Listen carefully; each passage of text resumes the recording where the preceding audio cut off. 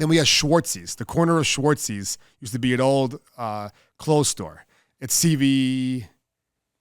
What's on that corner now? That's like where Dunkin' Donuts and Dollar General are now. Okay. The worst parking lot in the world. Yeah. Shout out to Russ. I know Russ gets fired up when I say that. Anyways, so we used to hang out on the steps there. Yeah. And there was a wall. Then there was the dentist place. Then there was Turkey Hill, the donut shop. Right. There was kids everywhere. I mean, yeah. If you're looking for somebody, hey, where's Joe Schmo? Yeah. You start off from the top and you work your way. Hey, where's so, right? Yeah. If they weren't there, that means they were out of town driving around. Okay. You would drive through Riverside the same night. As soon as you get through past Family Affair, nobody on the streets. I don't know what it was. It was just like, it was a different, they had their different things there. Who knows? Sure. That's on Riverside, Vikings. They do weird things in Riverside. Right. Dunmore's doesn't like Riverside either, right? No, they're a rival of ours. We used they're right by themselves. They're in a little black hole. There was nothing better than a Friday night walking into Burger King in Dunmore after a football game. You felt like a king. Until Burger King. And then they threw you out, you know. Then Get out. The rental cops would be chasing everybody out and everything. It was great. What a way to grow up. Macciocco. You ready to rock and roll? I'm ready. Let's do it. All right.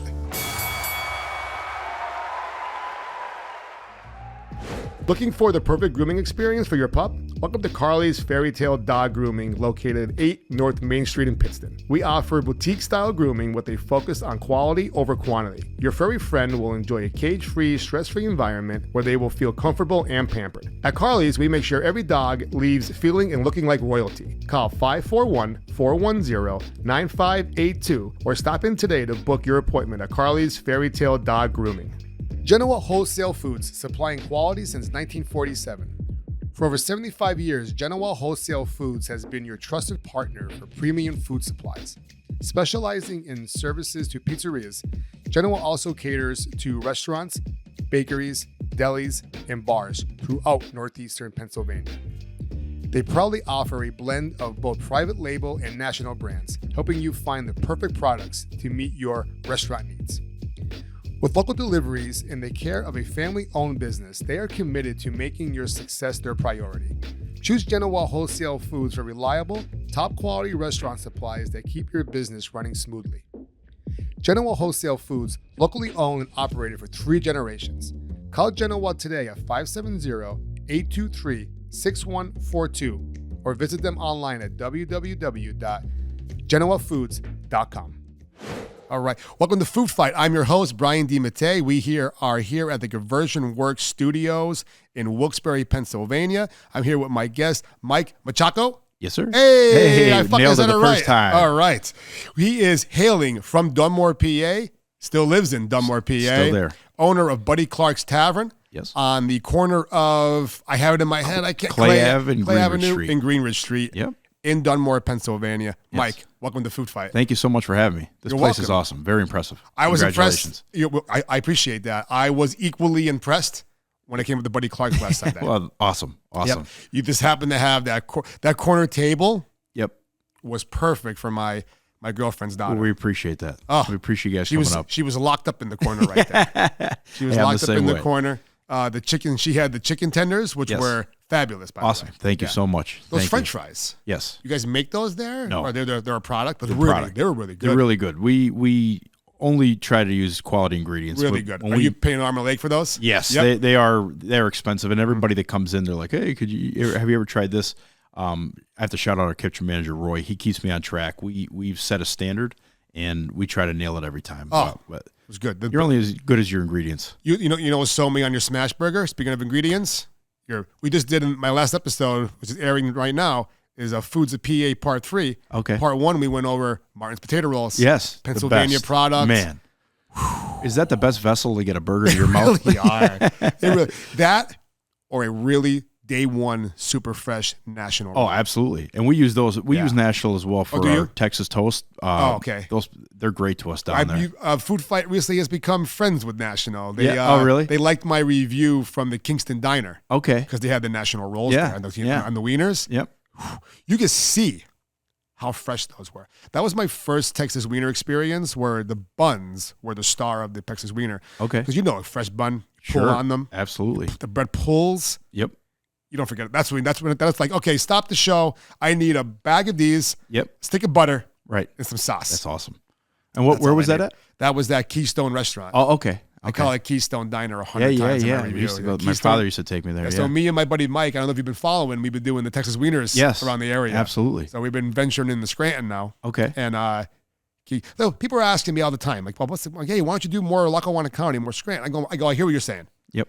It's not that I didn't want to do those. Right. I grew up there. Right. I've been to all these places before growing up. Right. It's not that I want to make a review, and I am. Yeah. But when I moved to Kingston a couple of years ago, it was like there's restaurants on top of restaurants. Yeah. There's pizza places on top of pizza places. You get a slice upstairs, a slice down, across the street. Right. I live on a road where there's 6 restaurants. It's kind of like I'm back in Old Forge on Main Street where there's 9 pizza places. But now you get to discover them as a first time. It's incredible. That's fun. I've been busy down there. It's fried pizza land. Are you a fan of fried pizza? I haven't had much. I don't have much. You know what I'm talking about though? Like pizza, absolutely. Like Pizza Lovin' Pizza or Tiberios. And a lot of our so I'll talk to our reps. I talk to everybody. And a lot of the reps will say they drop the fried pizza like is their favorite in the area because they expand their territory more than me that just never leaves Dunmore, Yeah. So they love it. We have to come down there and experience it. I love fried pizza. And you have to eat it there, right? Is it more of a... It's great everywhere. Don't get me wrong. When you go to... So pizza... Why I am... my first fried pizza comes to mind is Pizza Lovin' is because that's where I had it for the first time ever. Okay. They have a really good foot-long Texas wiener, too. So you go in there, and you get nostalgia from the beginning. Somebody's made a comment to me the other day about my Revillos, an Old Forge comment. Oh, you can't base your flavor of the pizza on nostalgia. What are you talking about? It comes with there's more factors than just that product I'm eating. Does that make sense? Yeah, absolutely. Imagine you were eating your favorite cheeseburger, but there was an earthquake going on around you. Right. That cheeseburger is probably not going to taste as good. Right. Then you're going to start referencing that cheeseburger to an earthquake, maybe. No, you know what I mean? Right. That didn't really make any sense. Anyways, what I'm trying to get at is nostalgia is a huge part of it. It plays on it, yeah. You walk into a place and they're nice. Always a great atmosphere, always great food. That's going to keep bringing you back, and it's more than just a product. Sure, it's the consistency for sure. Yes. And that's so important in our industry is the consistency. I think that over most of everything. I mean, we tell from the first time we meet a crew member in our interview process, to the approach to our guests is the consistency. You consistently have to show up for us, show up for the guests, and consistently deliver that same product day in and day out. I mean, that is the challenge, right? I mean, I always say, and it drives my girlfriend Casey crazy, I say, there's nothing sexy about the little things that we do, right. The scrubbing the toilets, the sweeping the cigarette butts off, the, scrubbing the gum off the underneath of the bar. But, I mean, we have to do that on a consistent basis and constantly do those things that, aren't the most glamorous, but they make the biggest difference. I got to say, Mike, your bathroom was pretty fucking clean. Thank you very much. It was. I noticed it. I've been there 5 days a week. I'm on record saying there's a reason why I do food reviews and not full restaurant reviews. Okay. Because I could pick apart. I worked in the restaurant business for 25 years. Yes. I'll pick apart. As I walk in, right, I pick it apart immediately. Immediately. Right. But when I walk by stuff that's like, yeah. For example, they don't do it anymore. Like, it's a place I frequent regularly. Okay. They would put the high chairs or chairs in front of the emergency exit by the bathrooms. Right. I mean, and then, 14 feet away from the Maharabachi grills. So, right. I mean, if anyone needs an exit, it could possibly be that place. And it was like that for a couple of times. It's like, why are they doing that? Right. Maybe people were chewing and screwing. Right. You know what I mean? Right. But you can't do that. No. Last time I went, it wasn't like that. Oh, okay. It's like, do I say something? I'm not going to say anything, but shit like that fires me up. Or definitely dirty tables. Sure. There's a difference between a restaurant just getting done with the rush. Right. It's a disaster. Yes. We keep up so much. Right. Yeah. But then there's a difference between 2:30 in the afternoon where people are sitting around. Right. And I'm walking into dirty tables, and the first thing I see, and there's no need for that. Driving me crazy. This is lazy management. I used to be a restaurant manager. Right. It's lazy management. Right. It's not nothing else but that. Right. It's a culture that they created in the restaurant, and the workers who are making $3 an hour plus their tips, if they get away with it, they'll get away with it. Now, most people aren't like that, but they are. There's some people like that. They are, and you kind of have to set the pace and the tone. If it's not important to you, it's not going to be important to your crew. Yeah. I mean, if you're going to walk by the piece of paper on the ground, you can't expect them to pick it up right after you. I mean, completely agree. We work together, and it's been a collaboration with the great people that we have. We try to do as much as we can to keep the people. When we find somebody that's great, and we've assembled that team, and they've built in. They've bought into what we've been doing, and it's been a fun result for sure. Completely, you got to be a leader and not a boss. Right. I was a manager at Damon's and Clarke Summit. Remember Damon's and Clarke Summit? Yeah. That was like a circus up there, wasn't it? Like it was just busy. I lasted 4 months. Oh man! Not because it was busy. It's because of the owners. Oh, okay. Were trying to do everything they could to not make it busy. Right. But when I joined there, the place was dirty. It needed to be cleaned. And I remember I was like, okay, I'm settled in now. I'm making the servers do some cleaning when they come in for their shift. I put their names on duct tape on certain parts, salad bar, this shelf, that shelf, right? Yeah. 5-10 minutes of work before their shift. They come in, they see it. Oh, they start huffing and puffing a little bit, but they see me scrubbing on the ground, scrubbing the dirty table, doing the hard work. Sure. I go, okay, guys, when you get a chance, 5-10 minutes, and then everyone's gonna get a meal. Can't beat that. Right. What they do, except for one girl, they all did their job. There's other girl, I do it tomorrow. I do it. Why? Yeah. Why just fucking do it now? But you find out, like, that's a good lesson to find out who we have to weed out of here. Yeah, that's a good point. Right, because hey, the people that did it the right way, you Yeah. appreciate, and then you have to kind of move on, and you have to move on a little bit quickly now from the people that don't want to do it the right way, because one bad person could really ruin a staff. I completely agree. I got rid of one girl. Now I'm about a couple months in. This girl, I grabbed the wrong salad. I'm still learning area. I grabbed the wrong. I'm expoing. That was my job, bro. My job was to be a glorified expoer as a manager. It was horrible. Right. The owners wouldn't let me go greet a guest at a table if there was a problem. Really? Expo. Okay. They wouldn't give the cooks an extra shift a week, extra 4 hours out of them. I go, why would this give each cook an extra 4 hour shift to expo? No. I'm like, give me a fucking break. But I took a wrong salad. This girl screaming and yelling at me in the alley in front of everybody. I'm just like, let's go sit in the office. Yeah. I go, you're not going to yell at me. I go, I understand. I go, listen, I go, I worked in this restaurant business a long time. I remember when I was younger, I worked at Marvelous Mugs for like a decade. Yeah. New managers would come in. I give them a little attitude because who's this guy coming to I was a little punk. Right. And I was wrong. I learned from that. You're not going to do that to me. You're not going to yell at me. Right. In front of all these workers. I go, you're going to go home for the day. And she screamed, bitched and complained, called the owner that was next door at the hotel, had him come over. She's asking him, do I got to go? He's like, listen, he made a decision. That's it. But, so I sent her home. She came back the next day because the other owner manager, whatever they had going on, he made it all right. Oh, I'm like, are you kidding? You just undermined me. Yep. You just took my legs right out from underneath. That's when I stopped caring immediately. Yep. But I tried to bounce back from it, but I couldn't deal with it. I couldn't deal with the owners being arguing about burnt baked potato, sure, but not burnt ribs, which is their signature. Yeah. And then Super Bowl Sunday was my breaking point, Mike. They decided that they were going to charge for it because people come to Damon's. You know Damon's. Anyone that's not listening, Damon's had 2 locations in this area. There's one still in Hazleton. Is it? They're still doing well. operating? Yeah, they're still doing well. But they're all different owners, but they're still a franchise. There was one by the airport, yep, and there was one in Clarke Summit. That was the one I managed. We're going back. Sure. We're going back. Right. 2012. Tully's is there now, right? Yeah, Tully's. Okay. So 2012, 2013, I was there, give or take. And doesn't matter when it was. But Super Bowl Sunday comes.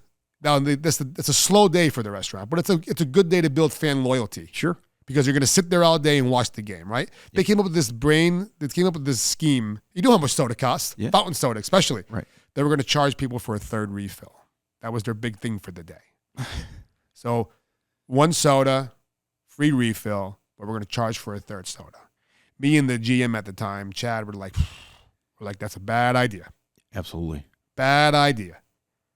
Raise your prices on the menu a couple dollars. Yeah, you're not going to, people are going to come in and say, oh boy, ribs cost $1 more. I'll have the ribs. Right. Oh, there's a third soda. Are you serious? You're going to charge me for a third soda? Sure. It's those little things. So what happened? The fallout was just tremendous. So we got through Super Bowl Sunday. People got pissed off, whatever. We got through the day. The next day, 3 emails from 3 regulars. Oh, no, excuse me. Monday or Tuesday came, 3 sets of regulars will come in 3 times a week. 3 different couples, right? 2 people. They spend on average $60 a piece every time they come in there. So you got 60, 180 times 3. You're making about $700-800 a week just from those customers, right? Yeah. Well, they're soda freaks. We told them about the third soda refill. They freaked out. They wrote emails about it. We're not coming back until that's fixed. That's not the point of it. Obviously, we don't mind spending money. Right. But you're screwing over your loyal customers. Sure. You know what their reaction was? We need to make money somewhere. You just gave up a $2.65 drink for $800 a week from these people. Sure. That was like, this is fucking insane. And then the GM decided he was going to leave.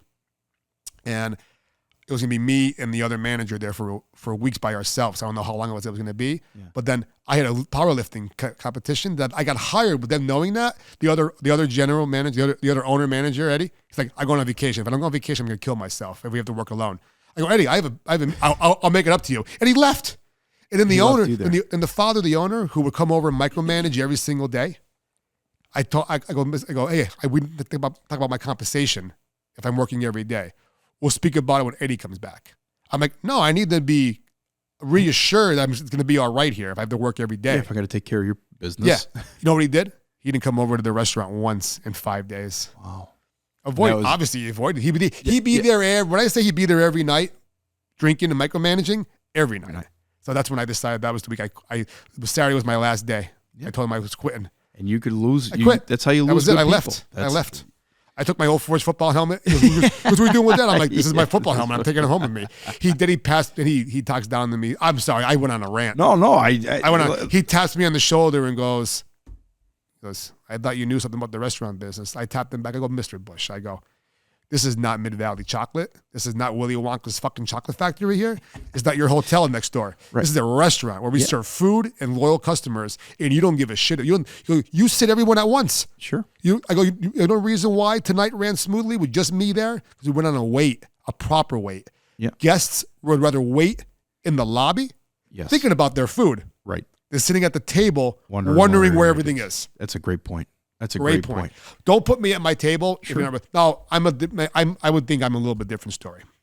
If they're super busy, just come touch my table. Yep. Come say, hey guys, I'm sorry. I'll be with you in a few minutes. No problem. Yep. No, then I'm good. I hate when I sit there and they're walking by, and there's no service. We've been experiencing this for a little bit now, and we've been very lucky. We started our boozy brunch. Oh, it's a good time. That's where I was. I was at your brunch. The boozy brunch. So that started on Sundays. People, Henry's on Clay, who did a great job. They do a brunch lunch place right next door, right on the corner there.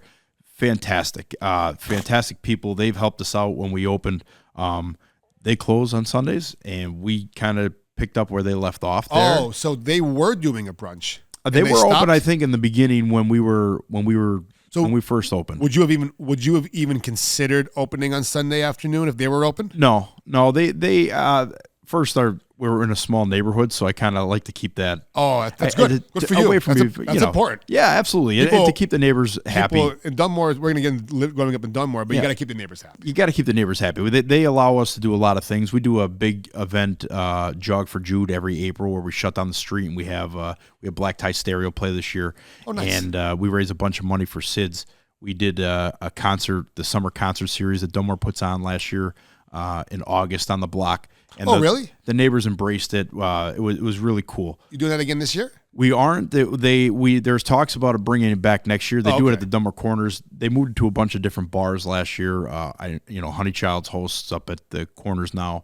I think the Patch got one last year. The Roosevelt Beer Garden, awesome Texas wieners, by the way. Oh yeah, yeah. You got to stop up there. What is it? The Roosevelt? The Roosevelt Beer Garden. Yeah, the fantastic Texas wieners. That was actually my first Texas wiener ever. And, really? Is it a little place? It's a little place. It's been there for. Is it specifically a Texas wiener place? No. They do a lot of homemade. I feel like I've had food from there before. It's bar food, but it's kind of homemade bar food. They'll do some dinners and they'll do soups, and they have a really cool menu. It's like an old school throwback. I'm putting it on my Texas wiener list. Yeah, for sure. It's awesome. So let's back up a little bit. Okay. All right. You weren't in the restaurant business. I wasn't in the restaurant. You were in business. the baseball business. I was in the baseball business. I was in the professional sports business. Let's get into that. Tell me a little bit about that, please. I grew up, my mother's Nina from Nina's, and my father owns the Villa Maria. So I've been was born into the restaurant business. So I've seen. Yeah, you were. I've seen every angle of it. I used to be, when we would spend the weekends with my father, I would spend in the basement at the Villa Maria in West Side with a line of people out the door. He was the first one to kind of do the oversized plates with, you had lunch and dinner for the next day as the takeout. And so I saw it all, and I really didn't want to do it. You just see it enough, and you see the good, the bad, and the ugly, and I kind of shied away from it a little bit. That was only going two ways for you. Right. Either the way you went, right, or you dove in. Yes. But yeah, right. So you circled all the way back. Yes. So I went to Penn State. I enrolled in Penn State, and I was a horrible, horrible student. I was a horrible student in high school. I don't know what I was doing. Are you Penn State alumni? Myself.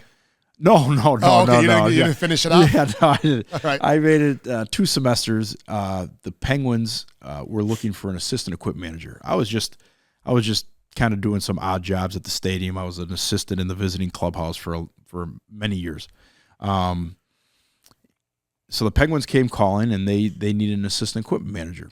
And initially they asked me for my college schedule. So I sent it over, and they called me back immediately and said, hey, you have to travel. So if you want the job, you have to leave school.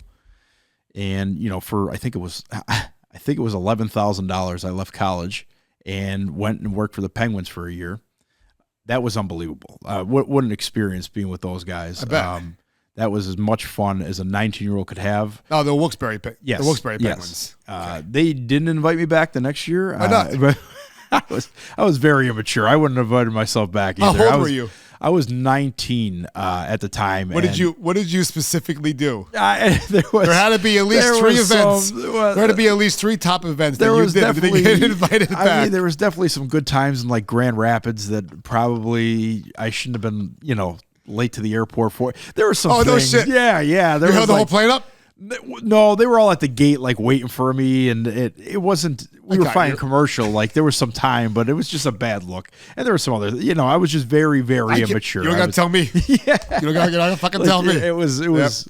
But what a great experience. So I went back, was kind of helping out in the restaurant Nina's. With my brother and sister, just had opened that after. You blew my mind with that. Yeah, Nina's burned down. We had a fire, unfortunately, when I was a sophomore in high school. My mother went to work at the Petro after that. Okay, remember that buffet? Yeah, so she was working. Ryan, I'm sorry, I got to interrupt. Ryan, remember the Petro buffet? She held that down, I think. Best 2:30 in the morning breakfast. Yeah, that's when she worked overnight, so she could come and see us. Me and my friends, we're going way back. We smoked a joint in Petro. Wow. I still have it. I have the video on my phone. The original Buc-ee's. Back in the day, bro. I have a video of it on my phone. My buddy's smoking the joint. Oh, really? He goes like this. What was it, the iron skillet? This is some shitty swag. He goes, I'm going back 15 years, bro. That's what she. So your mother was the Petro girl? Yeah. So she went down there because I was playing football. Iron skillet. And so I was kind of helping her with my paycheck from being a bad boy and working in the clubhouse with the house because we were barely making ends meet. Yeah.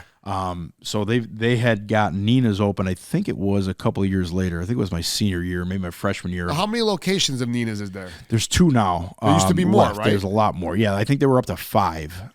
All the same owners. Yes. All your same family. Yes. Now, Vadero's. That's my brother Joe. Okay, because I met him. He told me his family's with Nino's. He said, Brian, nothing at all bad would happen. I just needed to get away. Yeah. That's what he said. Family business is tough, you know. I believe it. Yeah, and that's one of the reasons why I kind of shied away from it because you could get along, but sometimes you get that brother-sister rivalry or the family, the father, the mother, and it's just you butt heads, and sometimes it's just not fun. Right. There's nothing. And again, you could probably never fight. Right. But there's always that, I want to do my own thing. Well, we definitely fought, for sure. There was a lot. My mother's strong. We should have had the whole family on. Oh, man. There's not enough mute buttons over there for my family to get on here. And that would draw some ratings, though, for sure, if you could nail everybody down in a row. Holy shit. We can work on that. Yeah. We can work on that. I would have to work on each and every one of them indivially. And, we just come in raw. Yeah. Come in raw. Yeah, just invite them to a nice dinner and then set them up. Yeah, set them up. But so I was helping them, and a friend of mine got a job. A gentleman I had met through the Yankees when I was an assistant got the general manager job with the Arizona Diamondbacks, and I had reached out to him for a job. They posted. What's this? The Dunmore guy? No. This guy his name was Kevin Towers. There was somebody from Dunmore that coached baseball and won a national Tampa Bay Rays, right? Wasn't there a Dunmore native that coached Tampa Bay or on no? Tampa Bay? You know Vic was in the Super Bowl. Vic Fangio, he was our defensive coordinator. Okay, yeah, definitely that. Yeah. I think there's some kind of baseball relation with somewhere in the area. Okay. I could be wrong. I'm so sorry to interrupt. Madden was the manager, that guy. Joe Madden. Joe Madden. Yeah. Dunmore guy? No. I think he was down here. Is he? Joe Madden is Hazelton. Okay, I'm sorry. I got the stories mixed up. Yeah. Yeah, okay. So go on, please. So I had reached out to them. I got my first full-time baseball job. I went down to Mobile, Alabama, which was eye-opening. I just heard Forrest Gump. Yeah, it was just Mobile, Alabama. Yeah, I pulled up. A guy that didn't leave Dunmore. That was 2012. We're not in Dunmore no more. No, we're not in Dunmore anymore. Obama was the president, and they were. That was a wild time down there. It was, but it was awesome. So we were traveling Good thing around. you were more mature. Yeah, a little bit. Yeah, I learned my lesson. I learned to just shut up and kind of put my head down and work. I love that. So, and that was a lot of work. The stadium was old. It was the funkiest stadium I was ever in. The designer, the architect of Hank Aaron Stadium there, his house was in the outfield. They picked it up. He was from Mobile, so his childhood house, Hank Aaron's childhood house, was in the outfield out there. But they put all the luxury boxes on the first floor, so everybody was up top. It was the weirdest design ever. The place was a dump. It didn't even have an elevator. They had to carry the official scorer, who was in a wheelchair. They had to carry him up to the press box every night and carry him down. It was a wild. Imagine building a ramp. Imagine it, or just having any kind of accommodations. Yeah, it was wild. But it was. So then the Yankees had called me the next year to come here and do the AAA job. So that's how I ended up back. Oh, a stadium upgrade right there. Yeah. Oh, it was an enormous. It was the year after. Our new stadium was built in 2012, so 2013 I returned. So let's pause the story for a minute. Let's reminisce of the old Red Baron Stadium. Yes. Remember when they built that for the first time? How incredible it was? It was huge. It was like you walked in, you're like, wow. Yeah. So we're going back to the late 80s, 1989, I think, was 89 was opening year. And then a lot of my members are in 90s. We used to go to Little League, used to go to the games all the time. Right. And then we used to go to games. My father used to go to baseball because we're Phillies fans. Yeah. So we would go to a game at least once a week, maybe twice. It was cheap, it was friendly. Yeah. But the stadium was gigantic. The turf. Huge. It was the steep, coolest thing in the world. Feel like you're going to fall seats right up off top. Yeah. Woo, looking down. Looking down. And then all of a sudden, it became a dump. Yeah. Just like that. Was the upkeep not there? Was the upkeep not there with it? Yeah. Did you work? You only worked with the Yankees, correct? Not the no, Red I Barons? was with the Red Barons. I believe my first year was 2002. It was my first series was on the turf. It was freezing cold. It was the Columbus Clippers, who were the Yankees. Yeah. This is my first weekend. I think Buffalo was in first, and the Red Barons. And get ready for some baseball. Oh shit, man! Memory lane. It was awesome. I love it. They had a brawl. Drew Henson and Brett Myers. He was a bust. Beat the crap out of each other. It was a bench clearing brawl. It was unbelievable. Melee. I remember one of the guys went in the dugout to get a sock full of baseballs. His teammates had to wrestle. It was a good way to go to jail. Yeah, it was unbelievable. We crossed the line from baseball fight to murder. I thought, I am hooked. This is my second series. I'm like, I'm in this for life. I love this. Was Drew Henson the basketball player? Yeah. Michigan? Yep. And then baseball? Yep. And he's busting both? Yes. He played for the Yankees? He was a scout. He chose baseball over football, correct? Mr. Steinbrenner loved him. Yeah. I remember I was back in the sports back then. Yeah, he was. They had a guy, Hopalong Cassidy, who was a Heisman Trophy winner from the Ohio State team in like the 50s. Hopalong. He was his kind of handler. Okay. And it was travel around with him. And I remember going in the dugout and I'm bringing the bat in and he goes, son, get yourself out of the dugout and take your seat. There's about to be fireworks. And I'm like, I didn't know what the hell he was talking about. And Brett Myers threw either at his back or behind him, and it was on. They charged, and everybody comes storming out, and I'm like, oh, my God. That was a good team that year, because 2004, they were in the World Series. Yes. Against the Yankees. 04, right? Or 08? 08 was was the World Series against the Yankees. I don't know. 04 was the Super Bowl for the Eagles. Oh, okay. You know why the Eagles lost that Super Bowl? Why? I left my house. Really? I watched the game somewhere else. Oh. I watched the other 17 games. Yeah. In front of my TV in my bedroom, chain smoking cigarettes. Where did you watch the game? My buddy's house on the street. That's why they lost. Did you? Not McNabb throwing up. Right. Or Andy Reid not having any balls to call some play before halftime. Yeah, man. But is that Freddie Mitchell? Fred X? Freddie Mitchell had the catch in the playoffs to keep. It was hilarious. Everybody showed up with the gloves on. 4th and 27. His only catch he ever had. He's still living on. That was unbelievable. All right, so it's Red Baron's time. You're just starting off. You're working your way up to the career with the Yankees. Yep.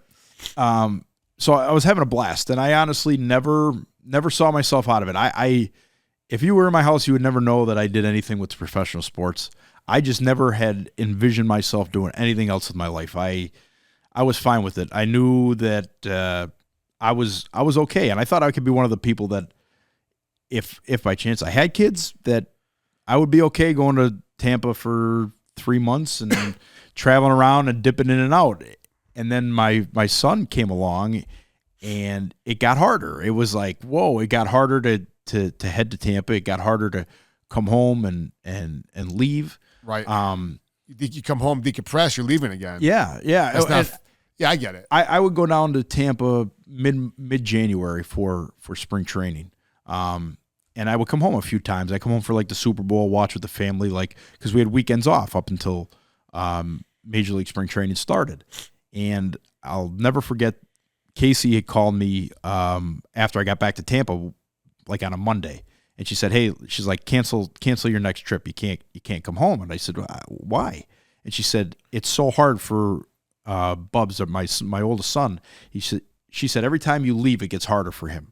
And she's like, I would rather you just stay there and then come home in April or, late March when you're going to be home for good, instead of coming home for like 48 hours. It's not doing anybody any good. And I was what was that like? Oh man, it was a rude awakening, because I thought, I feel bad. Yeah. Just hearing it. Yeah. It was tough. And he doesn't remember, but he does. Cause I had joked about it, 2 years ago. I said, hey, the Mets had called or I have an opportunity to talk to the Mets.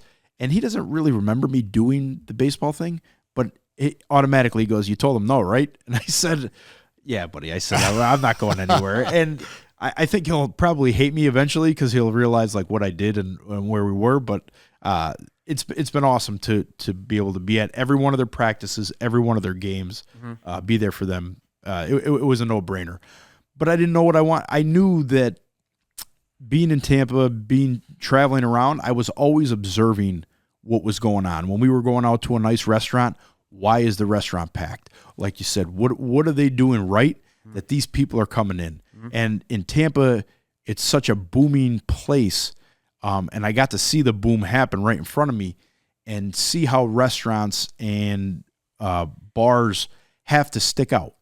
They can't just have great food. It's not just good enough today. It'll get you there, but you have to have the front of the house themed. You have to have the lights that match. You have to have the music that matches. You have to have the smells that match. You walk into a restaurant where the music's too loud, ain't coming back. You can't. There's a Mexican restaurant around here that plays music like they're going out of style. Yeah. I'm trying to eat my taco. Right. I can't talk to the person in front of me. Absolutely. I never went back. Right. And it's those, I say it now, like it's the breadcrumbs. I heard it's the breadcrumbs that make the cake, the crumb cake. Can't have meatballs without breadcrumbs. Yeah. And you need to have all these boxes checked. So when we were traveling around, we were observing all that stuff and looking at how menus are put together, looking at how drink menus are put together, and seeing what people are drinking and seeing what people are eating.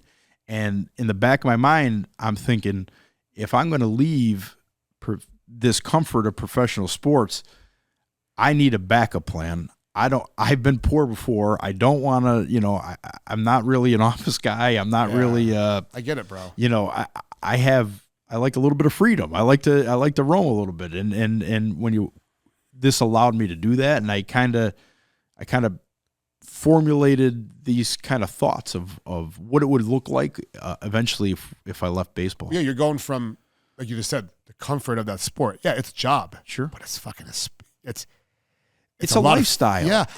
So when I worked at the restaurant business for 25 years, then I was a dealer at the casino for about 9 years, dealing cards, now that was a fucking blast. Yeah. But what made it not fun was the hours, the lifestyle it develops into. I was sober doing it too, so I didn't go out and live that. I put that life behind me. Yeah. Got my job back as a dealer when I got in trouble, and then I dove into the job. The money was great, the benefits were great, good place to work, Mohegan Sun. But the hours, the lifestyle, the grave shift, the 6:30 at night till 3 and 4 in the morning. Yeah. But then I switched to day shift. The problem with that was, Mike, I went from working horrible night hours, but the job itself was fun. Right. It was a party there every night. New people, new shenanigans. I love chaos. Yeah. And I was a crabs dealer, so I create my own chaos in that game. Right. It was a blast to fuck with people. It really, really was. Yeah. But then day shift gave me more freedom outside of work, but I dealt with the same 8 people every single fucking day. Imagine you clean the same baseball bat or the same exact equipment every day. Right. You change cleats every day. Imagine you change cleats every day. No. Just do that. Right. Drive you crazy. Yeah. You do it for an hour, you're like, oh, I got this. I'll come back later on.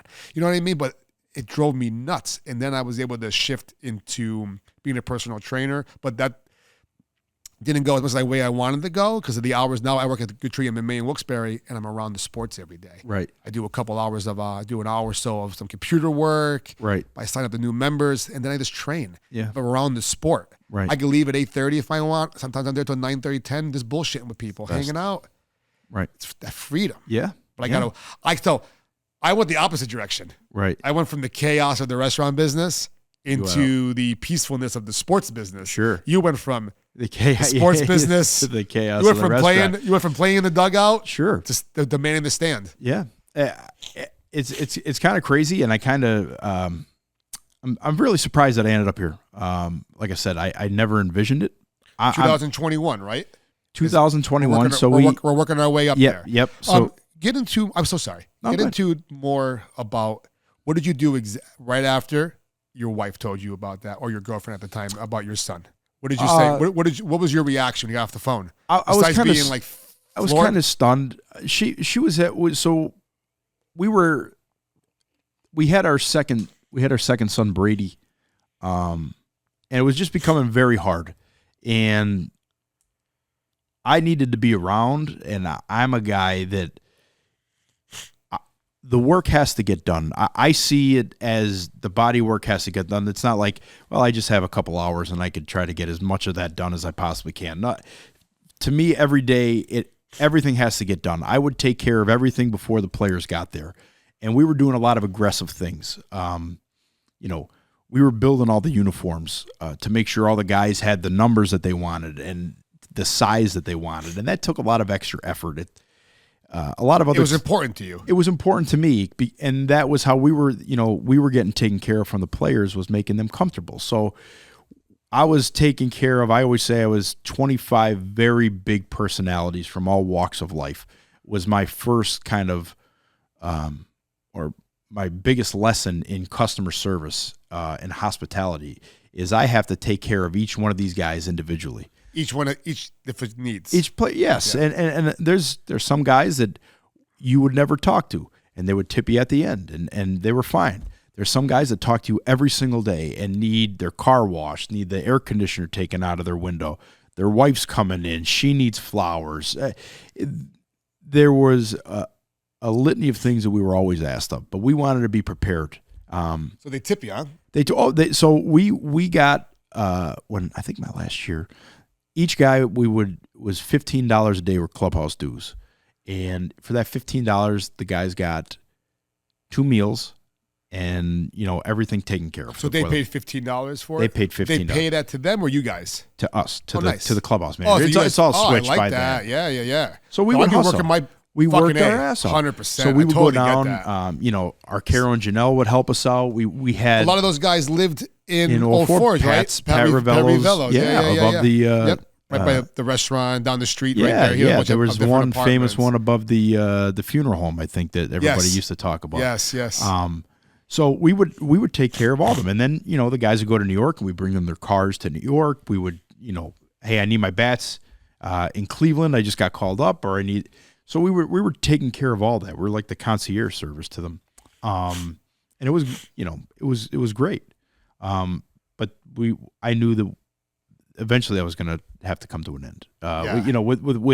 With it being more difficult at home, and me missing more and more things, it was tough. It's tough to know that I had that negative effect on my son, like that he was missing me that much. It was. Plus, then you would travel when the season would start too. I would travel when the season would start. Right. You go to the 2, 3, 4 days on the road, right? Sure. Or weeks at a time. And I tried to do that less and less, but the job required it. And then, we would have to, a lot of the times, go to instructional league after the season. So they'd want, hey, could you come down for like 3 weeks? We have the rookie camp. So they bring all of our top prospects down, guys that need more reps. Maybe you got hurt and halfway through the season, you had the half the innings that they wanted you to see. So you go down to instructional league and you'll try to get your innings built up and do some of that stuff. So now you're talking, I'm working until October, which was great because I'm getting paid during the season. Yeah. But she's ready to kill me at home, I bet. Not that I have any more time now, but at least I'm around. So I knew that it was coming to an end, or at least I needed a plan B in case it did. I don't know if that was just the instinct in me. And then COVID hit, and it was really tough. It was tough because I was an hourly employee making most of my money, or at least a good chunk of it on the tips and on the clubhouse dues. So COVID happened, and I took on a lot of responsibility for the Yankees. Like they sent me over here. Everybody was laid off. Yeah. So COVID hit. I remember my experience at work. We got the email. I applied for my unemployment immediately. I didn't have to deal with any shenanigans until later on. I did, but it was just like the world was getting ready to shut down. Yeah. So we were in spring training, in the midst of spring training, and I remember it was March 27th. I feel like it was like a Wednesday, I think, because the NBA shut down. It was a Wednesday. Yep. That night.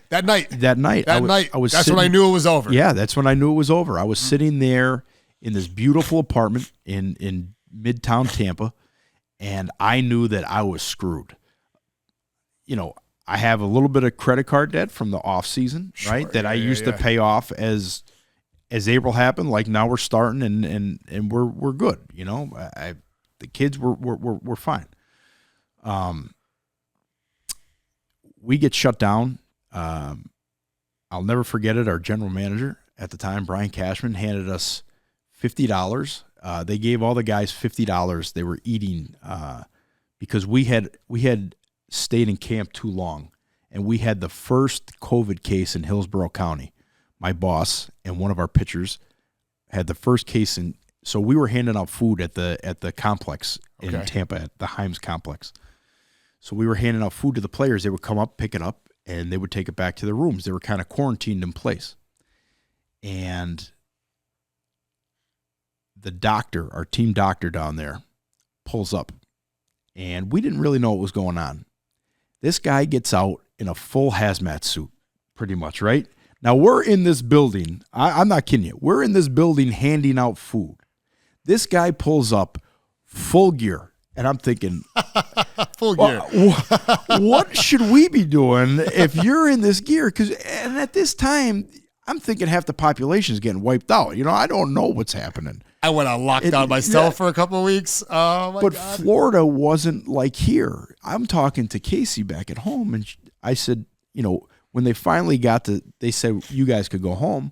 I said to her, hey, maybe we'll grab dinner, I don't know, Casa Bella or something. She goes, you have no idea what I'm talking about. There's nothing happening here right now. And I couldn't comprehend it because Florida was just like, They stayed open for a while. They I don't think they ever closed. There was never like a. Think about how crazy it was around here. We're working our way up to that. We're going to talk about that. So it was crazy. So the Yankees had paid me 40 hours a week until the season got started again. But my money was, like I said, tips and overtime. Yeah. So my hourly rate was nothing. And they gave us $50 at the end, and we said, well, what do we do tomorrow? And they said, we don't know when we'll need you again. And here I'm in Tampa with a $50 bill in my hand and a white envelope, and they told us good luck. And I'm thinking, ooh, really, this does not feel great. I was kind of mad at myself a little bit because I did everything. I did everything I could for the Yankees. I did, You felt like they... Yeah, a little bit. That was a first punch. And then there were some other things. Like I had to come over here, like I said. They sent me... We had our taxi squad here, the Stay Ready squad. So everything else was shut down. And they needed a place in driving distance to Yankee Stadium. So if you got COVID, I could get called right in your place. It's a controlled environment. We needed people ready. So they sent me over. I took care of the stadium. I got it up and running. There was like 3 other people in the whole place, 2 actually. And we got the place ready to go. And it was a lot of long days because there was nobody else to work. And they were spending a ton of money, and there was really I finally got some help, one other guy, and we were working from like 8 in the morning until almost 10 at night every single day because they had nowhere else to go. So I was just like living at the stadium, and Casey's getting mad. And she's like, when are you going to be home? And I'm like, they don't, they have nothing else to do. So I need to be there. They need to be there.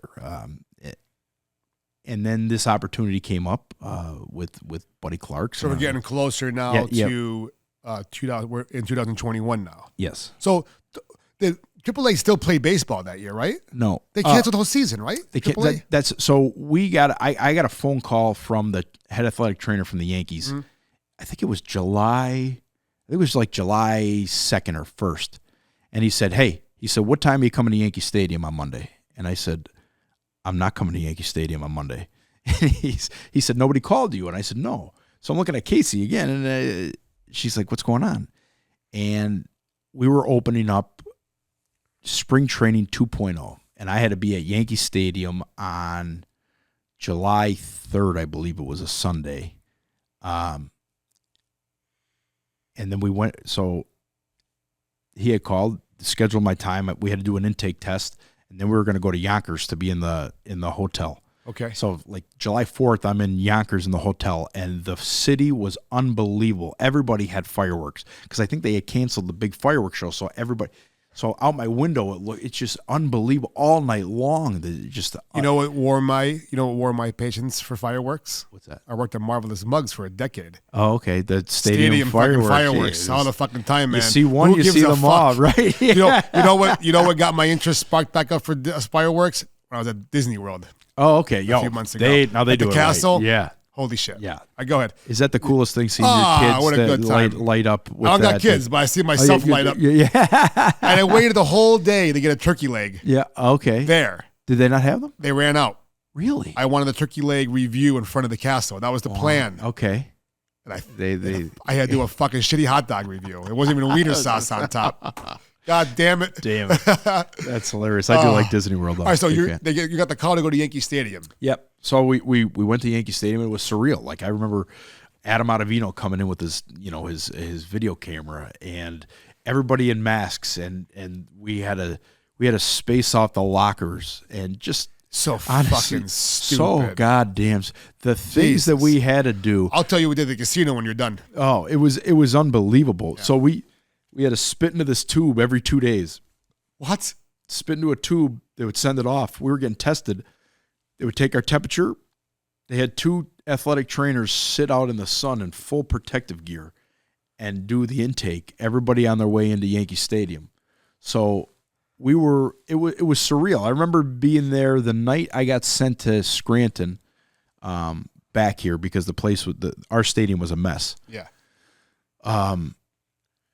We're playing the Mets. We're doing a scrimmage with the Mets, and there's nobody in the stadium. And it was so surreal to see it. Like you're just standing in the dugout, and there's a major league game happening, and there's nobody else, anywhere. And you're like, is it really going to affect them if people are up top? And when they put like cardboard cutouts. Cardboard cutouts, yeah. Wrestling. I actually stopped watching WWE wrestling because of COVID. I couldn't watch it without the fans. You're right. They did that video screen. Right? Oh, well, I stopped watching. If they did the videos immediately, yeah, that might have kept me around. Right. But it was just empty So you haven't went back since? I watch it now. Yeah. I watch it. It's on Netflix now. My son loves it, so I watch a lot of into it. I watch a lot of YouTube stuff. I'm Okay. always going to like it. Yeah. I don't watch it all the time, though, but I'm always going to be into it. Yeah. I want to see Vince McMahon burn in hell. He's probably going to. Yeah, I think he is. You see John Laurinaitis is turning state evidence against him? I did. What? It's big news. No, it's sad. He's going to get off. Everything John Laurinaitis did to that woman, allegedly, it's awful. He's going to rat Vince McMahon off, and then he'll get away with it. Ugly. It's ugly stuff. Yeah, I saw a little bit of that. My son just started recently watching it. Yeah. They're drawing huge. I was going to try to take him to SummerSlam you're going to pay an arm and a leg. I won't. TKO is pricing it out for everybody now, which is very unfortunate. Right. I mean, I grew up going to the CYC. Yeah, that was awesome. Yeah, I love that. I tried to find.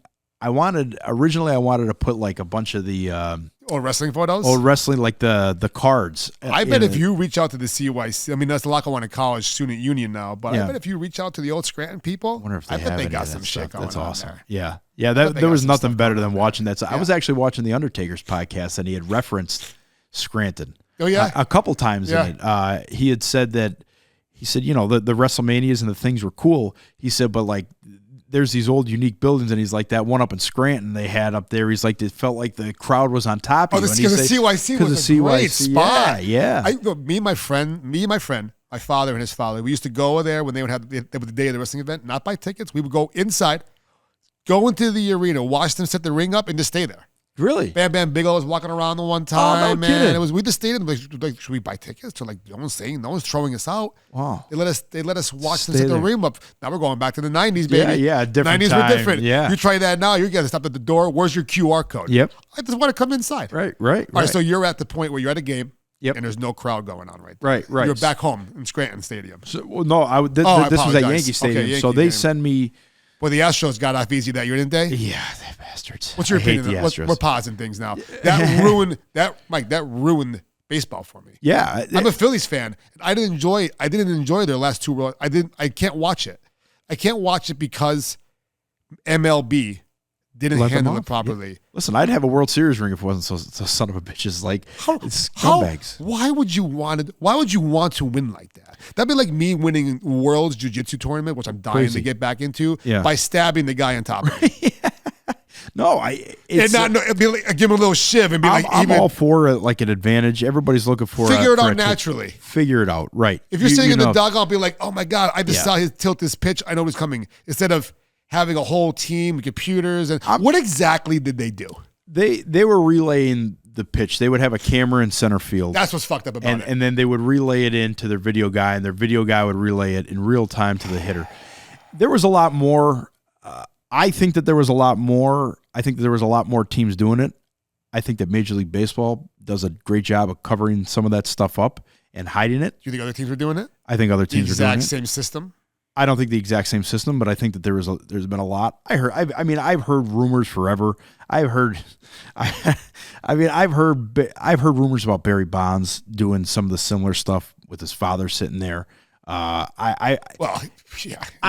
don't know. There's so many. Baseball's like any other industry. Yeah. There's a lot of folklore, there's a lot of myths. I know from seeing some of the stuff that there was definitely more to that than was let out to the public. I think you're right. It definitely took a little bit of the edge off for me. Yeah, it did for me. I was at Yankee Stadium for that whole series. Yeah. It was my first time buying tickets. So they would send out you would get the chance before the playoffs to buy every seat. Mm-hmm. And this is my dream as a kid is oh shit, I get to go face value to a Yankees playoff game. This is incredible. So that whole 2017 run, every single night. I remember the girls, all my Casey and my friend group, the girls are like, you better hope they don't go to the World Series. And I'm like, you better hope they don't go to the World Series. We're going to the World Series. Yeah. We can't stop now. But we were out there all the time. And the place was rocking. What an atmosphere. I've been to New Yankee Stadium. Well, Yankee Stadium. Now, I will still go to baseball games. Okay. I like going to the stadiums. Yeah. Eating the food. Enjoying that nostalgia of that. Have you ever been to Pittsburgh? I heard Pittsburgh's great. I was out. I was up at the Barry Bonds. Okay. I was out in Pittsburgh the year Barry Bonds was going for the home run record. Obviously, he's playing for San Francisco and batting practice with the 3 games. Yeah. Batting practice, he was just bombing them into the fucking river. Unbelievable. So, let's get into real fast steroids and baseball. A lot of people argue, but they miss the point. Yes. Steroids don't make their swing. You're absolutely right. But what steroids does is when you have a non-home run hitter, the ball is going to go, here's the home run fence. When you're pumping the steroids and you're 25 times stronger, that ball is going 25 times further over the fence for home run. Which Bonds, Sosa, McGuire, which was the summer of Sosa and McGuire. What a summer. Yeah, it was unbelievable. I remember them cutting. But then you look at it now, and it's like, what the fuck? Yeah, I think it was more. I think it was a lot of that. I think it was a strength, but I also think that the baseball players play such a grueling schedule, and people discount. The recovery with it too. The recovery, I think, I think that's where it is. I think that had more to do. I think that McGuire and Sosa kind of. I think that era definitely. Well, they were already home run hitters. They were already home run hitters. But you're right. The recovery. I think the bodies got out of hand in that area, but I think that more guys used it to bounce back. And you're playing 162. You're on cross country flights. You know, they're grinding, and they're grinding from February until October, and it's tough. And here's the other thing that people don't realize is they're dealing with the family on the back end just like we are, right? They have those same phone calls. I don't care how much money you make, you're still getting those phone calls that the baby was up all night, that this is going wrong with the house, that this is going wrong. They still have problems. They're just dealing with it in a different way, you know. They're getting on a flight and flying across the country, and it's a grind. It's a grind, and you know, for Judge, it's tough for him to fly anywhere. I mean, he's. You ever get player steroids? No. Good answer. So one time, and I will reserve. I won't say the name. I was furious. Somebody had in one of my years in baseball had asked the address and said that something's going to get shipped to my name, and I opened the package, and there was. I would have freaked out, bro. I was so mad at this guy, and that's your job, right there. I said it's my job. I said, you know, so Major League Baseball charts every package. So before I even see it, there's somebody tasked with who sent it, who received it, where it come from. Now, obviously, people. If it comes to the stadium. If it comes to the stadium. So this came to the stadium, and I was so mad. Obviously, he never made anything himself. He needed that package. I was furious. I don't blame you, Mike. I was furious. I'd be so. That's not cool at all. That's the closest. That's the closest I was to that. Walking up to you and asking you, that still takes balls. At least they have the courtesy to ask you. But to do that without asking you, what do they expect you to do? Here you go, pal. Thank you so much. Right. I'm like, why would you include me? There's a million other ways to do this. What did he say? He was a hot shot. He was a prospect. He was at that level, double A. The levels of baseball are, you could see the difference, and it's the quality of people, and it's I always say now, in hindsight, looking back, everybody had the ability. But by the time you got to double or triple A, you had the ability to play in the major leagues. Most people.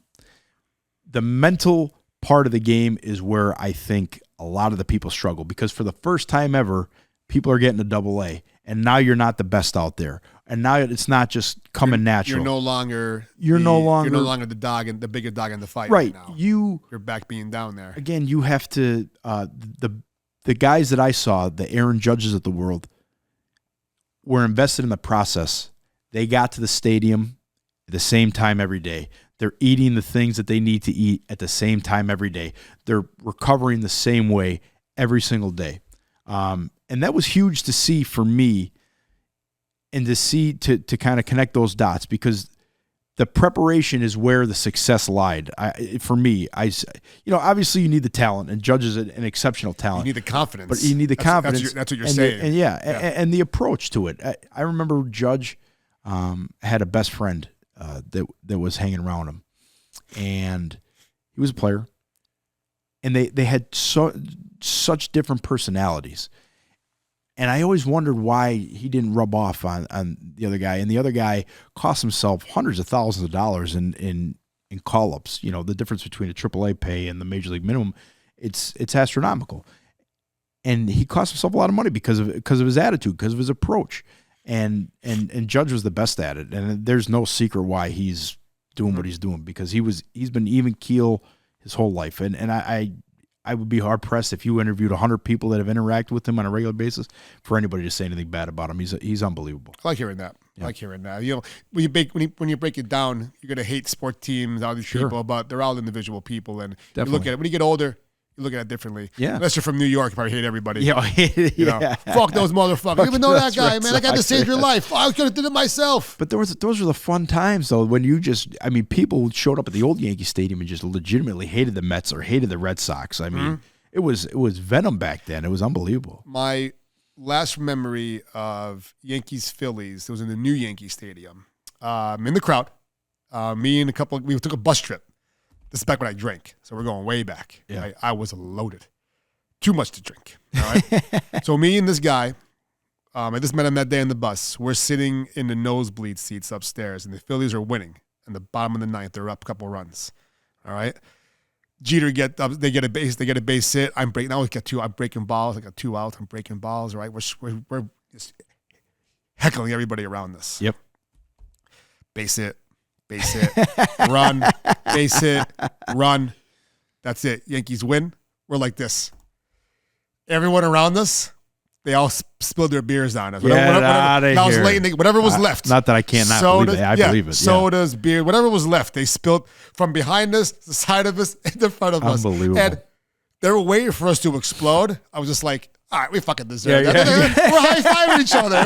We all walked out together. Yeah. So it was a good experience. The bus ride home sucked. Oh, Luckily, we went the right way to the bus.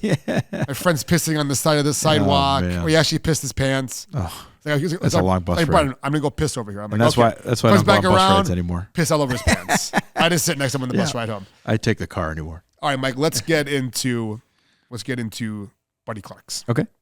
So 2021, it's time for a change. 2021, it's time for a change. My best friend called me, Gary. As soon as we left high school, Gary knew exactly what he was going to do. He started flipping houses before I even knew what house flipping was. Like he was dialed in. Even in high school, he was dialed in. He knew that he had to swing a hammer. He was, so sharp and used the craftsmanship at Clarke's. Oh my God, and it's beautiful. I'm going to bring up a picture of the outside. You keep talking, please. So he brought it to life.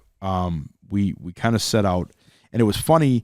I remember being in there when we were 21 years old, 22 years old, and talking about exactly. Beautiful. Yeah.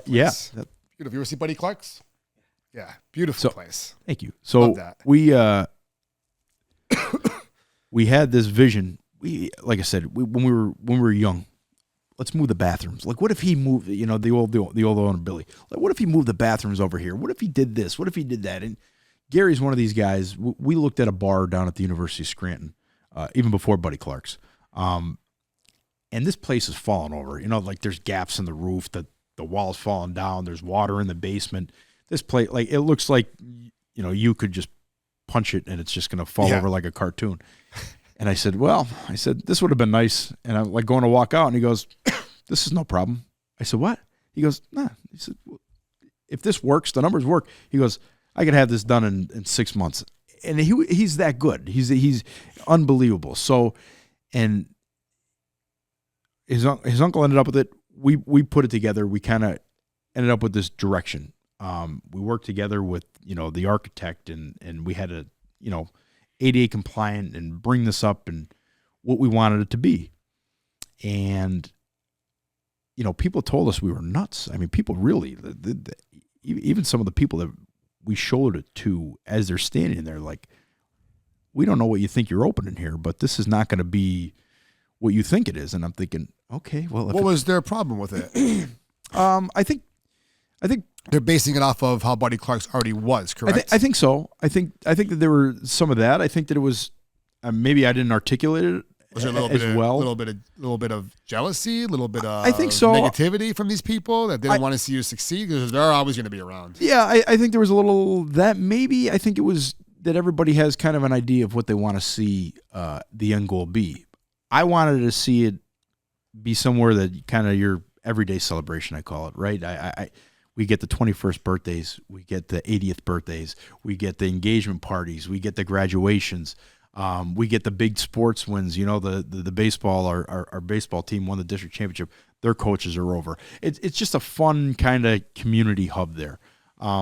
So there was a lot of back and forth on how many seats do we have? Do we change the layout? You know, there was one drawing where we were going to do a horseshoe bar and move the bathrooms to a different location and move the kitchen. And oh wow, move the kitchen too. Would have been huge. That would have been the other loop of the bar there. And I was totally against it. So the original Buddy Clarke's is that layout, but the bathrooms were I showed you where the right were, and there was kind of a pool hall where the bathrooms are now. And we thought if we move the bathrooms, it's just going to give us it's going to perceive the building or the space as a little bit bigger. So we took the ceilings up as much as we possibly could, and we moved the bathrooms, and it's really worked out tremendously for us. But there was definitely some resistance and a lot of questions leading up to it. How'd you deal with that? You know, I just put my head down because I didn't have a base to go off of because it was my first one. It was just kind of where we researched. During COVID, I read book after book, and you know, there's so much information out there if you just look for it now. And, you know, reading through some of the notes that I've taken and some of the pictures that I've taken through my travels of, hey, this really worked really well, or this didn't work, and how we kind of built the TVs into the back of the bar. Mm-hmm. Everybody has TVs. How do we incorporate that where it looks like it belongs there instead of just like, oh, there's hanging an afterthought. There. Right. Yeah. Right. So we definitely wanted the bathrooms to be a signature piece of it. I always say that you don't see a full bar of girls without a full bar of guys. I mean, it's just how the industry works, and we needed to get women comfortable coming in there. Is that why there's colorful Band-Aids in the women's bathroom and not in the men's bathroom? Shout out to my front of the house manager, Carley. We just had bought a new you might have to restock those because Agnes took a couple out of there. I go, why'd you come back with the colorful Band-Aids?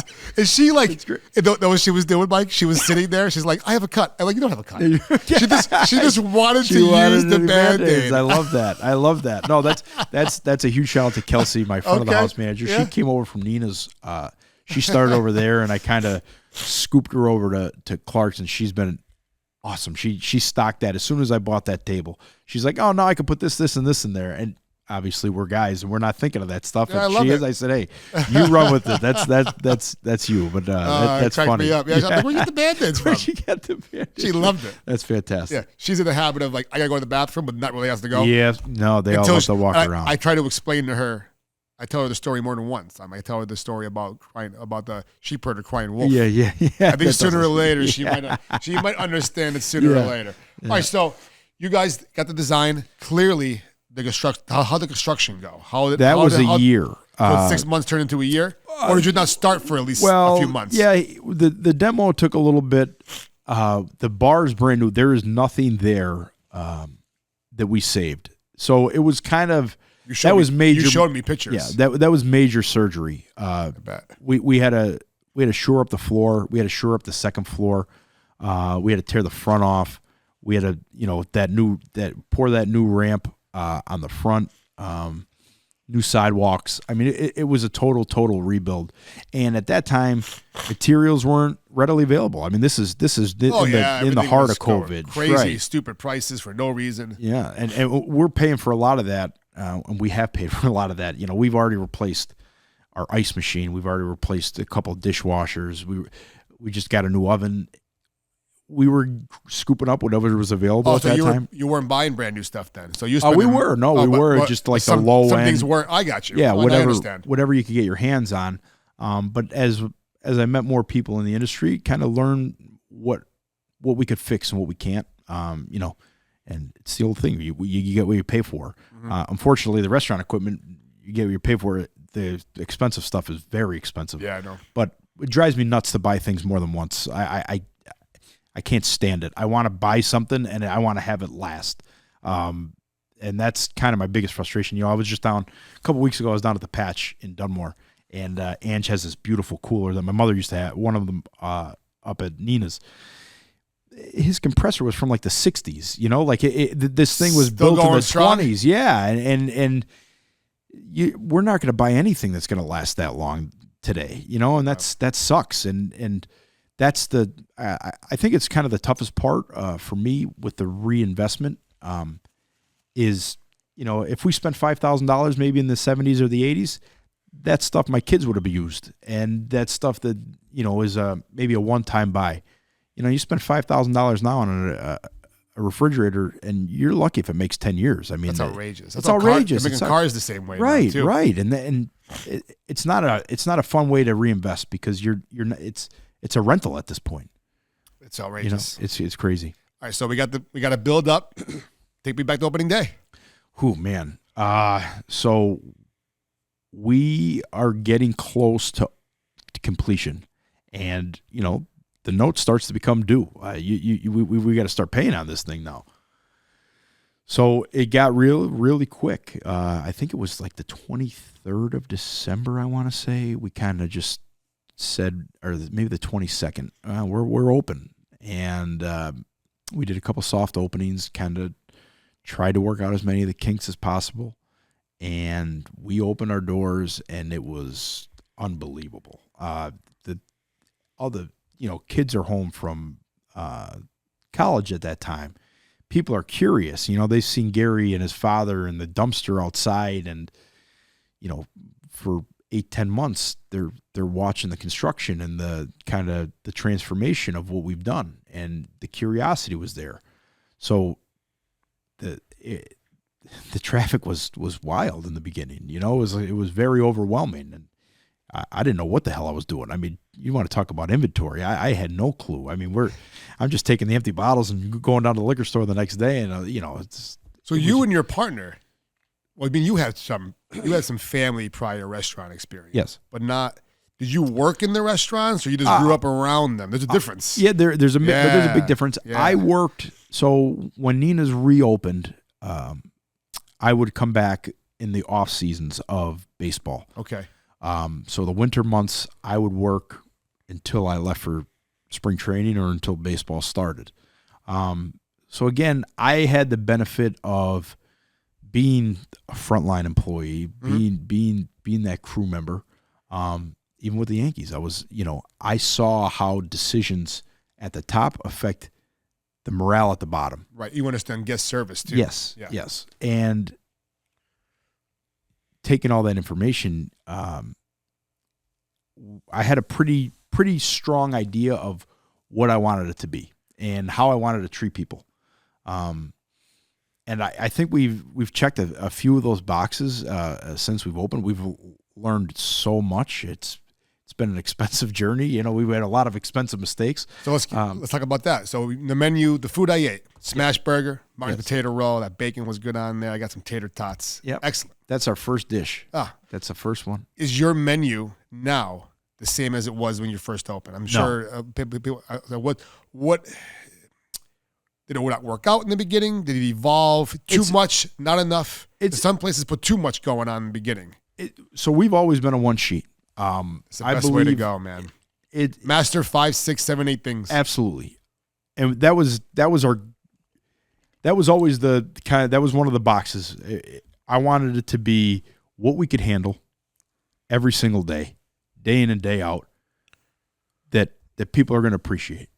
And when you turn menu page after menu page, my mind goes to the first thing is, how do you keep all this Everything's fresh? Frozen in there. Yes. Everything's frozen in here. Everything's frozen in here. Everything's frozen in here. I completely agree. That's the reality of it. Absolutely. You go to a diner with 6 pages? Sure.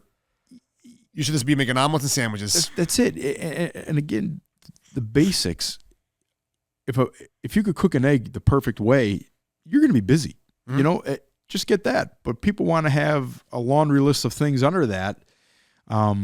Just do the basics the right way. And I figured if we could just do those things the right way, we'll see good results. So the menu kind of, it's definitely evolved. About a year in, our kitchen manager, Roy, walked in. Our previous cook had left. I was a horrible boss in the beginning. I'm learning a lot. And I ended up, I was the one cooking for a while, and we had Frank come in on Friday nights and Saturday mornings to relieve me, thank God, so I could keep my sanity a little bit. Yeah, but I know. Roy came walking in and has been an unbelievable asset to us since he got here. I give him the freedom. We collaborate on ideas and how to switch. We don't do complete menu overhauls, but every season we'll take 3 or 4 items, switch them up, take some off, put some on, and you get switch things. And you get brand new menus for that. Oh yeah, which is great. Yeah. Because some places don't. That's a pet peeve. Some places don't. They cross it off. Right. They do this, or they have additional menu. Next thing you know, these menus are filthy. Yes. And usually, if that's filthy, so is the restaurant. Absolutely. Pet peeves, baby. Right. And that's one of the reasons why I like to print new menus, and we like to keep them fresh every 6 or 8 weeks or so, because it at least gives us that we're starting new again.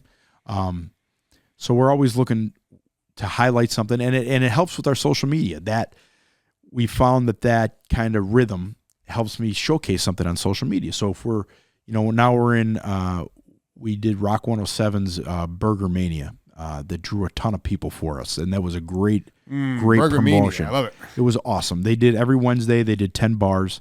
Everybody got to feature a burger. People voted. You got a T-shirt. Oh, nice. If you went to the 10 places and experienced the burgers, you got a sticker from each place. You redeem that on your voting slip for a free T-shirt. That was awesome. I should do a food fight mania. Yeah, you should. We've continued that on Wednesdays now to feature our smash burger. We do like a patty melt or another featured burger. We do it for $7.99, and that's been huge. And now we're rotating one of those burgers. We're going, we do a ton of burgers. We do them all fresh. So just finding those like little things that we could carve out each night of the week has been huge. That's great. Yeah. That's great. It's been a lot of fun. What have been some? I know you just got into a little bit. What have been some recent challenges at Buddy Clarke's the last couple of years? Raising prices. Prices are definitely maybe more places opening in town. Dunmore's a very competitive area. There's a lot of restaurants. It in is. That, a lot of restaurants in the area. We have a lot of great things going on our side of town. We have a lot of great places in town. Like I said, the Roosevelt, they do a great job. Honey Child's does a great job. The Patch, these guys, they have their followings. They did tremendous followings. They have loyal customers. We had to carve out our niche. Mm-hmm. Recently, it's just being true to ourselves. We're trying to keep up with the demand that we have generated, which is great problems to have. We're at the point now where most of our problems now are good problems, and we embrace them as good problems. We still have them. Our problems just change as you go from a startup to kind of establishing yourself. The problems don't get less; they just change a little bit, and we're still trying to adjust and not get kind of the nuclear problem that we would run into the first 2 or 3 years. We try to learn every year and get a little bit better at what we're doing every year. That's really helped us, honestly. How are your wings? You big wing following at your place? We have really good wings. I love our wings. Did you enter the Sawyersville? I did not. Coach, I'm judging it. Are you really? Yeah. They reached out to me this year to judge. See, food fight's going every year. I get a little further along. Same with us. Yeah, that's it. I get a little further along every year. That's awesome. We always say, like we're just trying to pick up 10% every. Yeah. We're trying to add those little things. I'd love to get into something like that. That'd be guys awesome. reached out to me about being a judge, and they made me fill out like a form. Okay. What would make you be a good judge? And I just wrote the answer down. I'm like, listen, I'm not a big wing guy. I like wings. I just don't go out. Are you bone in or boneless? I'll be both. If I had to choose, give me boneless. If I'm in a restaurant, give me boneless. If I'm in my house, I'll eat regular wings. I can take a shower afterwards. But I go, I'd be the perfect host, a perfect judge, because I'm not a big going out the wing guy. So you put wings in front of me, I will give you I won't be, there's no bias. Right. But right now, I'm a big fan of, I like, whose wings down in 44? Oh, God. Pizza Bella's wing sauce is like crack. Is it? It's so fucking good. Now, do you like the jumbos? What size wing are you? So, give me a normal size wing. I'm the normal size. I like the drums. Yeah, we do the middle. We do like a party. Yeah, a little bit bigger. A little bit bigger, but not the jumbo wings. We do the. I like boneless wings with some breading on them. Oh, you like the breading? Don't give me white. Okay. Dry chicken. All right. With some sauce on top. Okay. I like either give me the breading. Okay. Or I make it myself. I get boneless chicken thighs. And I saute the shit out of them. Man, am I a chicken thigh fan? Yeah. I eat chicken every day. I only eat chicken thighs because they're never dry. Best. I can make a chicken thigh with no seasoning. Right. And still just eat it 2 days later for the protein and get through it. No, white chicken, my teeth hurt just thinking about it. Yeah. Now, white chicken made immediately, I could get down on that. Yeah. You know, but boneless thighs though. Boneless. I was curious. I was curious about if you guys were getting into the wing filling, but maybe next year. Maybe next year. Yeah, we're always looking to expand kind of our reach. I think those kind of events are huge. It'd just be a good time to come down there. And I think our bar won last year. Okay. I never had them. Now, are you a mild or do you get like a? I'm a pussy. Yeah. Give me mild. What about what about a sauce? Will you deviate on a? I like sweet Thai chili. Sweet Thai chili. If I had to pick a different sauce for my wings, besides maybe good barbecue, sweet Thai chili. Okay. I love sweet chili sauce. Yeah. I don't go for Cajun. Again, I love Cajun. I'm just a puss. Yeah. I'm a puss. I'm a weak. All right. And no spice. I despise blue cheese. Me too. Blue cheese. I'm a ranch guy all the way. Blue cheese is an abomination. To food. Yeah, I hate blue cheese. People, I get backlash for that. I'm sure. Yeah. It's nasty. It's disgusting. People are loyalists. There's certain things I know it's on. Yeah. But I still eat it because I don't really taste the blue cheese. Okay. But then if you tell me that it's on there, my next bite's gonna be a little bit hesitant. Yeah. As long as I don't. There's a lot of people that put the blue cheese on the hot wing pizza that I get kind of disappointed on. Right. I do not want to see if you're going to put it in the sauce, that's fine, but don't put it, I don't want to see it. It's fucking disgusting. It's absolutely fucking disgusting. I'm with you. Oh, I cannot stand it. So you say you're a big barbecue guy. I am a big barbecue guy. If you could have one barbecue dish in front of you right now, what is it? Oh man, I could crush ribs. Ribs? Yeah, ribs are my specialty. You like St. Louis or baby back? St. Louis, for sure. My introduction is we're at Marvelous Mugs, where I worked for 1,000 years. We had the big I didn't know they're beef ribs and baby backs are pork ribs, correct? No, St. I got Louis. that mixed up. St. Louis is a cut. There's the beef ribs. There's a beef rib that like those dino ribs that you see. Yeah, so that's not the St. Louis. No, the St. Louis is a spare rib, but they just trim them down. Oh, okay. So I like the spare rib, like Kundala's back in the day. They did spare ribs. Chinese spare ribs. Give me that bag right in front of me, man. Woo. Yeah. No doubt. I love barbecue, and that's kind of my my sport. Around the holidays we do it right. We'll put a brisket on. We'll have some ribs on. You do some barbecue for Buddy Clark's? We do some barbecue. Nice. Yeah, we do pulled pork, which actually goes really, really well. We pulled break pork on a Martin's roll.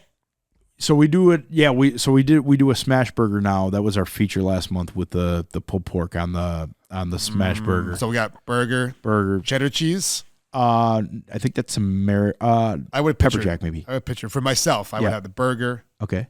Piece of cheddar. Yep.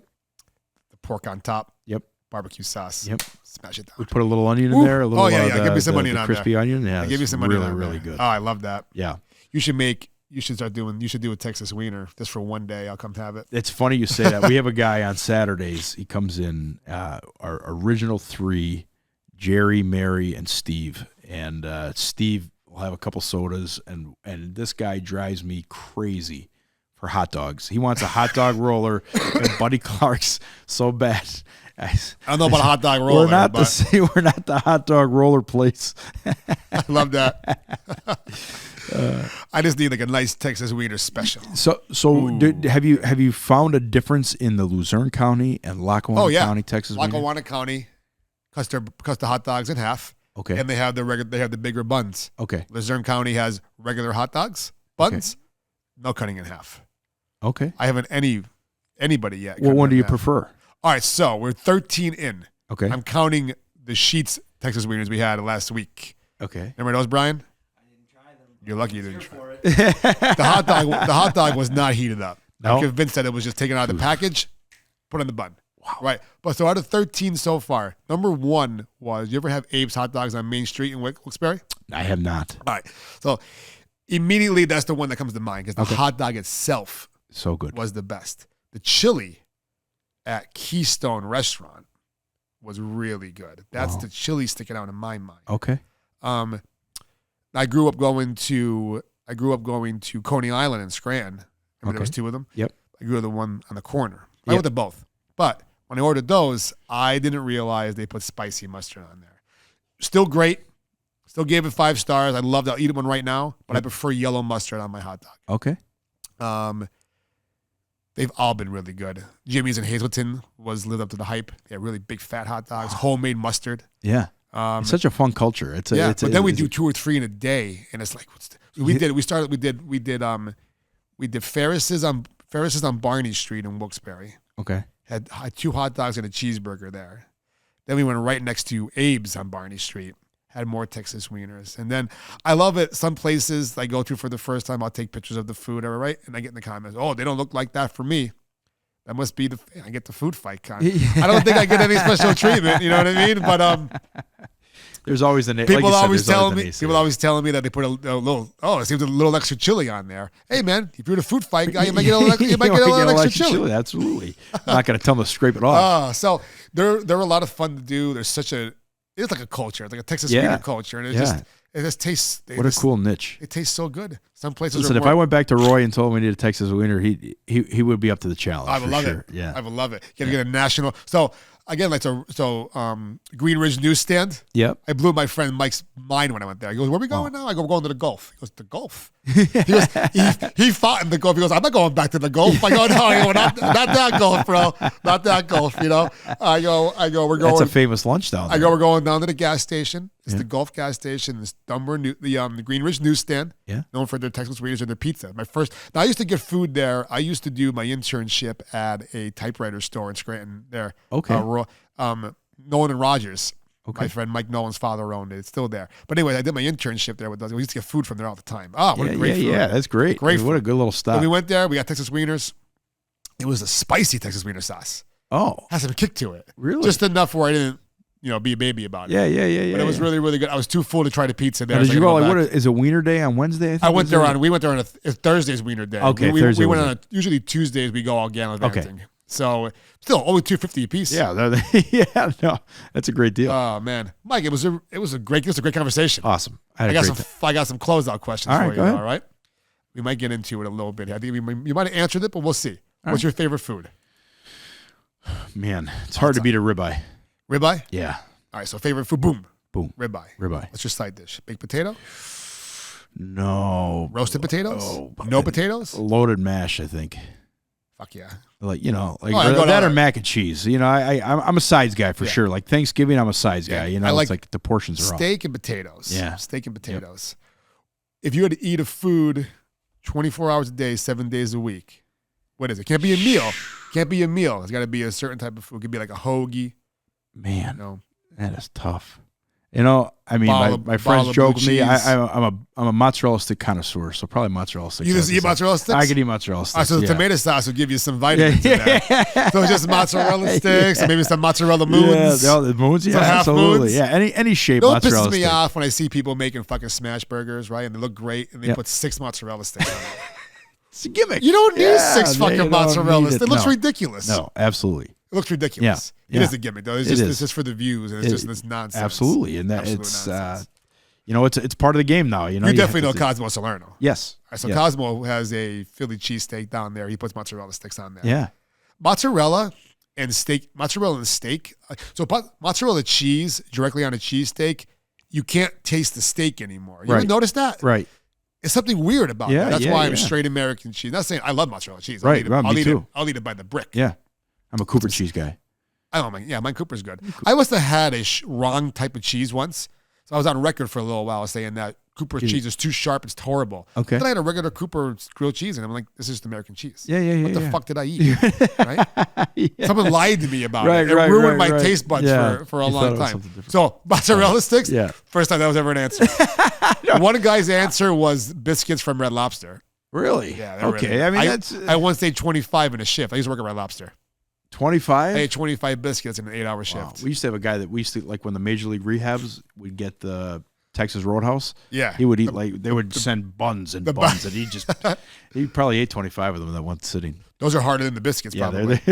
What would be your last meal? Oh man. You're on death row because you received steroids in the mail. That weren't under your name.